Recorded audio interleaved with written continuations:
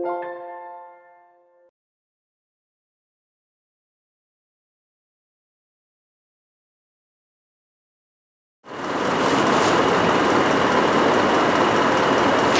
everyone, my name is George Kunihiro.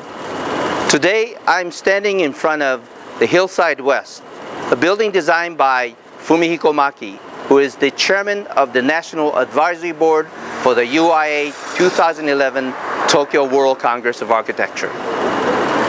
Today we'll be talking with Mr. Maki to hear about his view about the city of Tokyo in the vision about the Design 2050, a theme for the upcoming World Congress of Architecture to be held in September 2011.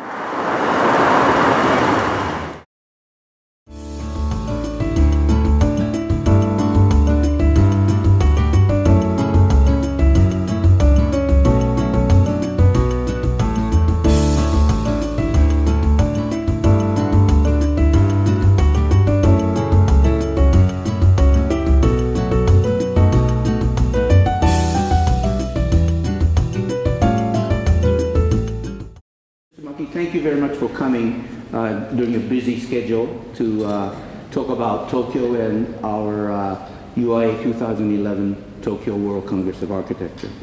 I'd like to ask you several questions about Tokyo and the attractiveness of our city.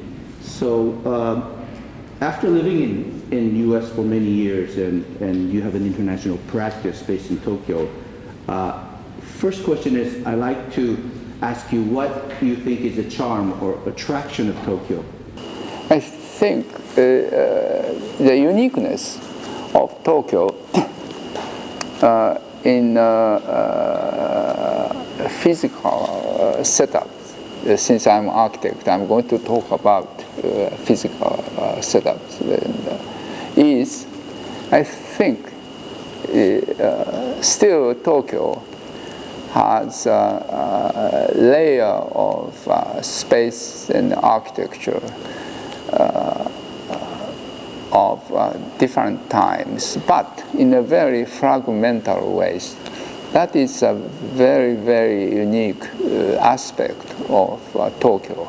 In all the European cities, as you know, the buildings of the different time was put together pretty much orderly. Yet Tokyo is quite different. There is a reason why. Because Tokyo happened to be, or Edo happened to be one of the largest cities in the world already in 18th century. And you might be able to call this city must have had a certain orders. However, after Meiji Restoration and big earthquake 1922 and also air raids in 1944 to 45 changed the face of Tokyo quite drastically, which no other cities could have experienced. But some of the old buildings, in spite of those, in spite of these calamities, still remain. But again, as I mentioned to you, in a fairly fragmental ways. But this mixture of the building and the places in different time in chaotic ways give a certain charm to a city of this size, which you could not have too much in other places. So this is my basic observation on physical characteristics of Tokyo. As an architect, that's a very interesting impression because, of course, charm and chaos could be ironic or contradictory, but you find it the feature of Tokyo, this whole sort of seemingly contradictory kind of situation of charm and chaos kind of thing. Yeah. But the chaos could be a charm. Yes, yes. And I think it's unique in Tokyo. Well, in this context, you have built many buildings in Tokyo, of course. You have done buildings around the world. For you, when you design your projects in this context of Tokyo, what you call chaos, how do you deal with it? What is your approach to architecture design? I think, just like any other architect designing in Tokyo, we always face completely different sort of a context. But yet, I think there is a way to respond to the particular unique context of site surroundings and so on. And but at the same time, there must be kind of a theme you have to set up as an architect and see how these setups or propositions can work together with a unique context of site, shape of properties and height restrictions, client wheels and so on. And this kind of a situation also produces the variety of the building, particularly in modern times. And so as I mentioned before, for some people, it's just simply chaos. But yet, when you could understand the way why those buildings are built, it gives you a certain interest, you know. Well, in that context, well, we're sitting in the project that you have designed over 25 years or 30 years, this hillside terrace. And in the context of this chaotic Tokyo, you've designed a very orderly, but yet interesting variety of buildings in different phases. And perhaps maybe you can talk about your project in that context. Hillside terrace might be a good example. We started the first phase in 1969, and then over a quarter century, we developed the hillside terrace in 6 phases. And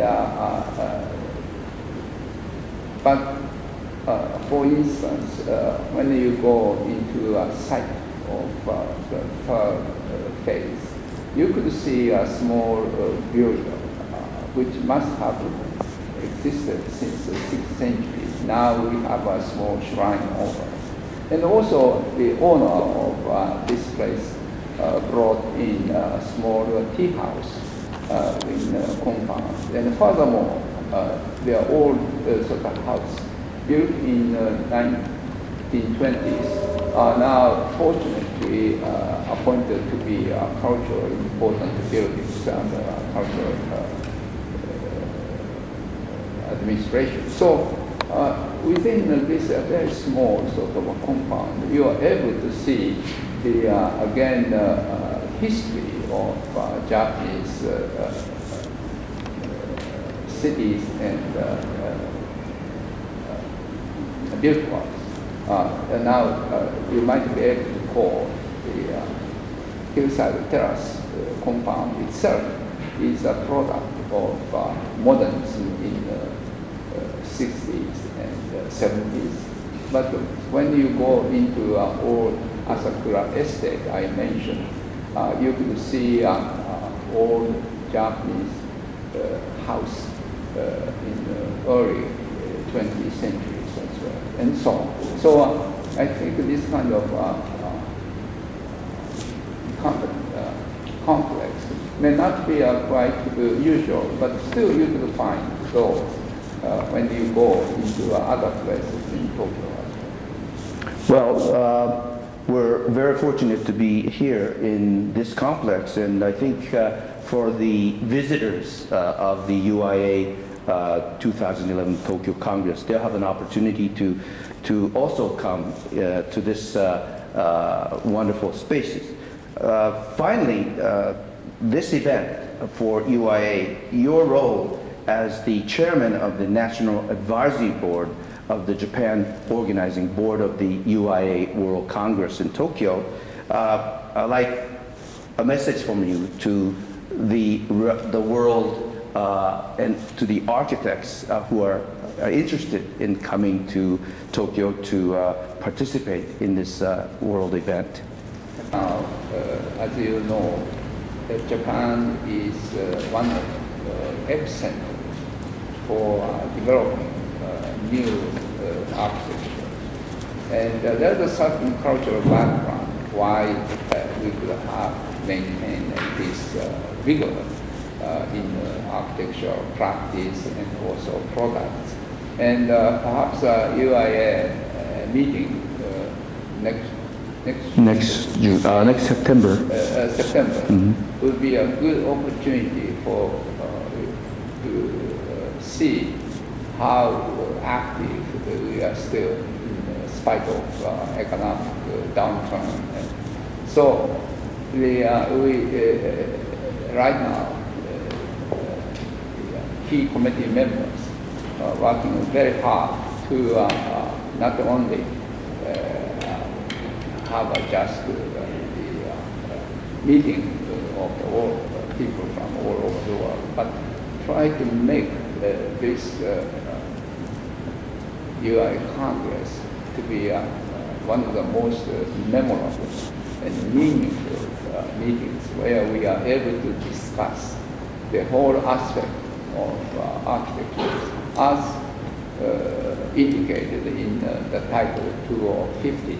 So, but yet we try to also give you an opportunity to this origin of Japanese architectural cultures as well, and we develop many interesting programs by those key personnel, and we hope many of you could come and enjoy for this conference. Okay, well, thank you very much. Yes, it's okay. Thank you very much. This morning, we had an opportunity to chat with Mr. Fumihiko Maki, the chairman of the National Advisory Board for the UIA World Congress in Tokyo, the 24th World Congress of Architecture. He talked about the attraction, the charm of Tokyo, the layers of Tokyo from the old to the new. In September, I hope you plan to be here in Tokyo to join the Congress to discuss about the issue Design 2050. Until then, so long.